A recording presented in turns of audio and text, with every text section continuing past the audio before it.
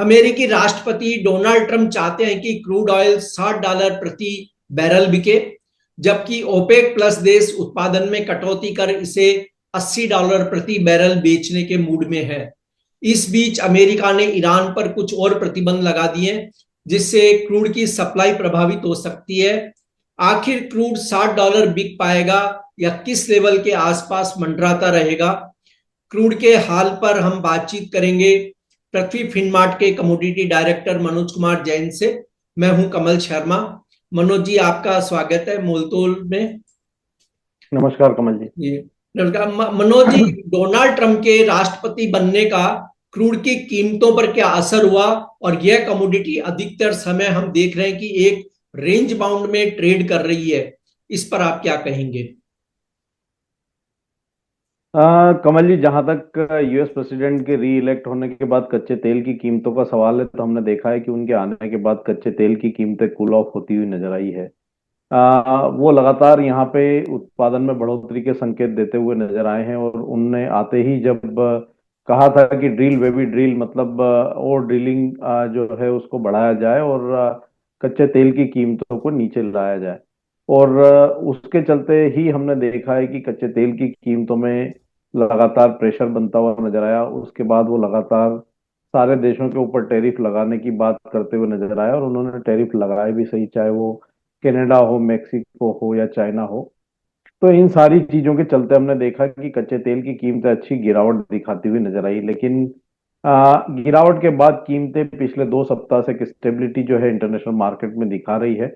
और उसके पीछे भी जो वजह है वो यह है कि यूएस प्रेसिडेंट ने यहाँ पे ईरान के ऊपर काफी सैंक्शंस जो है वो लगाए हैं। साथ ही हम देख रहे हैं कि जो रशिया और यूक्रेन के बीच में पीस डील की चर्चाएं चल रही थी, वो थोड़ी कमजोर पड़ती हुई नजर आई है, क्योंकि यूक्रेन की तरफ से रशिया के ऊपर ड्रोन अटैक किए गए थे। उसके द्वारा रशिया ने भी रिटेलिएट किया, और उन्होंने भी यूक्रेन के ऊपर फिर से एक बार अटैक किए। तो कहीं ना कहीं वो भी यहाँ पे एक चांसेस थोड़े कमजोर पड़ते हुए नजर आए। दूसरा, ओपेक प्लस के देशों ने उत्पादन में जो है कटौती का अनाउंसमेंट किया, और ये कटौती उन्होंने वर्ष 2026 के आखिर तक लागू रखने की बात कही। तो उसके चलते कीमतों में अब एक स्टेबिलिटी जो है इंटरनेशनल मार्केट में देखने को मिल रही नहीं मनोज जी, टैरिफ वार पर 2 अप्रैल को एक खास मीटिंग है और पूरी दुनिया की नजर उसी पर है कि किस तरह से टैरिफ वो लगाते हैं और दूसरे देश उन पे टैरिफ लगाते हैं। तो क्रूड ऑयल के मार्केट पर जो आपने भी पूरी बात बताई, क्रूड को लेकर के, उसकी स्थिति को लेकर के, तो मार्केट में जो वार छिड़ा, जियो पॉलिटिकल वार और टैरिफ वार, इसका क्या असर आप देखते हैं 2 अप्रैल और इसके बाद?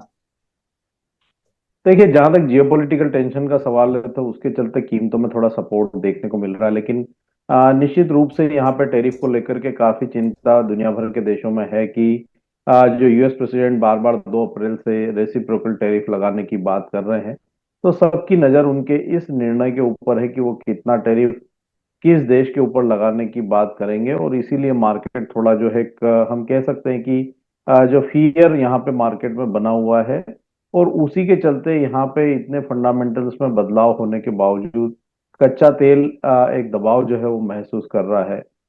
अगर यहाँ पे यूएस की तरफ से रेसिप्रोकल टैरिफ आते हैं, तो निश्चित रूप से ये थोड़ा सा कच्चे तेल की डिमांड को प्रभावित करता हुआ नजर आएगा। और वही असर यहाँ पे फिलहाल कीमतों में देखने को मिल रहा है। लेकिन दूसरा, जो अगर हम बात करें, तो दुनिया का जो सबसे बड़ा कंज्यूमर है चाइना, जो कच्चे तेल का सबसे बड़ा आयातक भी है, तो वहां हम देख रहे हैं कि वो रेसिप्रोकल टैरिफ को काउंटर करने के लिए लगातार जो है स्टिमुलस की बातें वहां से चाइना से निकल करके आ रही है। जी। तो अगर यहाँ पे टैरिफ आते हैं, तो चाइना यहाँ पे कुछ न कुछ स्टिमुलस जो है उसकी इकोनॉमी को सपोर्ट करने के लिए देता रहेगा, तो वो कीमतों के लिए एक सपोर्टिव भी रहेगा। तो पूरी दुनिया की नज़र 2 अप्रैल के ऊपर ही है कि वहां पे किस तरह के अनाउंसमेंट्स आते हैं।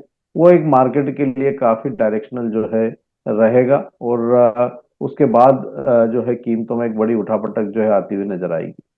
मनोज जी, अमेरिकी राष्ट्रपति डोनाल्ड ट्रंप तो कहते हैं कि $60 क्रूड होना चाहिए। ओपेक प्लस इसे $80 चाहते ताकि उनकी अर्थव्यवस्था मजबूत बनी रहे। क्या वाकई में क्रूड जो भी $68 के करीब करीब ट्रेड कर रहा है, वो $60 आ सकता है? फिलहाल कमल जी, ना तो ये $60 जाएगा ना 80 जाएगा, क्योंकि $60 आना मतलब आप ये मान के चलें कि जो है एक इकोनॉमिक रिसेशन का संकेत होगा, क्योंकि अगर इतनी डिमांड प्रभावित होती है तो कहीं ना कहीं पूरे दुनिया भर के देशों के लिए एक अच्छी बात नहीं होगी। कच्चे तेल की कीमतों में नरमी आना एक हद तक ठीक रहता है, लेकिन अगर जरूरत से ज्यादा गिरावट आ जाती है तो वो कहीं ना कहीं ग्लोबल इकोनॉमी की जो हेल्थ है उसके लिए भी अच्छा नहीं माना जाता है। दूसरा, अगर हम बात करें यहाँ पे $80 की, तो वैसा सीन भी अभी यहाँ पे बनता हुआ नजर नहीं आ रहा है, क्योंकि जो यूएस का उत्पादन है वो बेहतर है। दूसरा, यहाँ पे टैरिफ को लेकर के डिमांड को लेकर के थोड़े कंसर्न्स है, लेकिन हाँ, जियो पॉलिटिकल टेंशंस और जो यहाँ पे जो तनाव बढ़ता हुआ नजर आया, साथ ही ओपेक प्लस की तरफ से उत्पादन में कटौती की गई है, वो कीमतों के लिए सपोर्टिव। तो हमारा मानना है कि एक दायरा जो है कच्चे तेल में शॉर्ट टर्म में बना रह सकता है। WTI की अगर मैं बात करूं तो $65 ऑन द लोअर साइड और $74 ऑन द हायर साइड, ये $8 से $9 की एक रेंज जो है शॉर्ट टर्म में कच्चे तेल में बनी रह सकती है।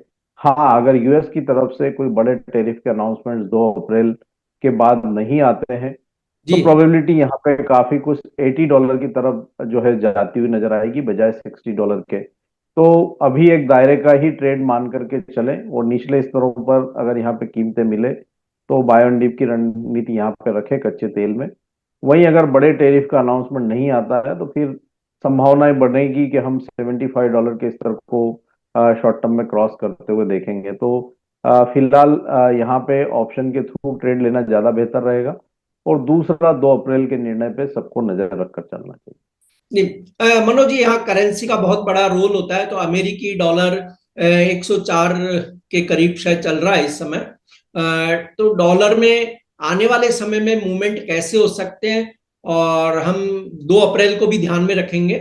और डॉलर का मूवमेंट क्रूड ऑयल की कीमतों पर कैसे असर डालेगा? देखिए, अगर डॉलर में स्ट्रेंथ आती है डॉलर इंडेक्स में, तो वो कच्चे तेल के लिए एक नकारात्मक साइन जो है वो होता है। जी। लेकिन हम देख रहे हैं कि डॉलर इंडेक्स में यहाँ पे लगातार नरमी देखने को मिली है, और अभी हमने देखा था पिछले सप्ताह कीमतें डॉलर इंडेक्स की 6 महीने के निचले स्तरों पर फिसल गई थी। हालांकि निचले स्तरों से वहां पे कुछ रिकवरी जरूर देखने को मिली है, लेकिन हमारा मानना है कि डॉलर इंडेक्स में कोई बहुत बड़ी बढ़त अब यहाँ पे आती हुई नजर नहीं आएगी। एक बड़ी गिरावट के बाद थोड़ा सा रिट्रेसमेंट जो है देखने को मिल सकता है। वर्तमान में 103.60 के आसपास डॉलर इंडेक्स ट्रेड हो रहा है। ये रिट्रेसमेंट के चलते एक बार 105.50 106 तक जा सकता है, लेकिन वहां से फिर एक बार जो है सेलिंग ही इसमें आती हुई नजर आएगी। तो शॉर्ट टर्म में थोड़ा सा रिट्रेसमेंट देखने को मिल सकता है। वो कहीं ना कहीं कच्चे तेल की कीमतों पर थोड़ी लगाम रखता हुआ नजर आएगा, लेकिन मीडियम टू लॉन्ग टर्म मेरा मानना है कि डॉलर इंडेक्स में नरमी जो है वो देखने को मिलेगी, और वो कच्चे तेल की कीमतों के लिए फेवरेबल रहेगी। लंबी अवधि की अगर मैं बात करूं तो डॉलर इंडेक्स यहाँ पे सेकेंड हाफ में जो है 100 के नीचे एक बार आता हुआ नजर आएगा, और वो ओवरऑल कमोडिटी के लिए जो है काफी पॉजिटिव एक साइन रहेगा, और उसके ऊपर भी नजर रख करके चलना चाहिए। नहीं जहां मनोज। तक रेसिप्रोकल टैरिफ का सवाल है, तो जी। 2 अप्रैल निश्चित रूप से एक बड़ा दिन जो है वो ग्लोबल इकोनॉमी के लिए रहेगा, तो उसके ऊपर भी नजर रखना चाहिए। लेकिन मुझे नहीं लगता कि बहुत ज्यादा अनाउंसमेंट जो है टैरिफ को लेकर के यूएस करेगा, क्योंकि वहाँ जो इकोनॉमी है वो ऑलरेडी स्टैगफ्लेशन की तरफ है, और यूएस फेड के जो चेयरमैन है वो लगातार यहाँ पे संकेत दे रहे हैं यूएस प्रेसिडेंट को और बाकी जो ऑफिशियल्स हैं उनको। तो शायद उनकी जो सलाह है उसको भी दरकिनार वो नहीं करेंगे, और उसी हिसाब से टैरिफ को लेकर के निर्णय लेंगे। जी। मनोज जी, आपने WTI क्रूड के लिए डॉलर के संदर्भ में तो आपने बताया कि प्राइस रेंज कैसी रह सकती है, लेकिन जो MCX या भारतीय बाजारों में जो ट्रेड करते हैं, उनके लिए, ट्रेडर के लिए आप रुपए के संदर्भ में क्रूड ऑयल के लिए ट्रेडर को क्या लेवल्स बताना चाहेंगे कि जिन्हें वे अपने ट्रेड करते समय ध्यान में रखें? कच्चे तेल में थोड़ा सा यहाँ पे पोजिशनल व्यू में बताना चाहूंगा कमल जी, और अभी जिस जी। तरह से रेंज यहाँ देखने को मिल रही है उसको देखते हुए हमारा मानना है कि M6 अप्रैल का जो वायदा है, जो एक्टिव कॉन्ट्रैक्ट है, 5,640 यहाँ पे एक मजबूत सपोर्ट जो है कच्चे तेल के लिए देखने को मिलेगा। तो 5,640 के जो स्तर है उनको नजर में रखकर चलना चाहिए। और कभी भी यहाँ पे कीमतों में नरमी आती है 5,800 5,700 के रेंजेस में, तो वो कच्चे तेल में एक बाइंग की अपॉर्चुनिटी के रूप में देखना चाहिए। ऊपरी लेवल्स पे हम देख रहे हैं कि इमीडिएट रेजिस्टेंस 5,945 का देखने को मिल रहा है, और यह हर्डल अगर एक बार दूर होता है तो कहीं ना कहीं हम 6,200 तक कच्चे तेल की कीमतों को जाते हुए देखेंगे। तो जो शॉर्ट टू मीडियम टर्म की जो रेंज है 5,640 ऑन द लोअर साइड और 6,200 ऑन द हायर साइड, ये एक बड़ी रेंज जो है वो कच्चे तेल में बनी रहेगी। इसीलिए हम कह रहे हैं कि जो ऑप्शन के थ्रू जो रणनीति है बनाना वो ज्यादा ठीक रहेगा। या तो सपोर्ट लेवल के आसपास कीमतें आए तो वहां पे फिर फ्यूचर्स में रणनीति बनाए, या बेहतर होगा कि 5,900 और 6,000 के जो कॉल ऑप्शन है स्ट्राइक प्राइस के, वहां पे जो है रणनीति बना करके चले बाइंग साइड में, तो वो एक फेवरेबल जो है रणनीति ट्रेडर्स के लिए हो सकती है। आपका कोई डिस्क्लेमर मनोज जी? कच्चे तेल में मेरी कोई इसके फ्यूचर्स मार्केट में और कहीं भी कोई मेरी व्यक्तिगत पोजीशन नहीं है। समय समय पे हमारी रिकमेंडेशन होने के चलते हमारे क्लाइंट्स की इसमें पोजीशन हो सकती है। आपका धन्यवाद, शुक्रिया मनोज जी। Thank you.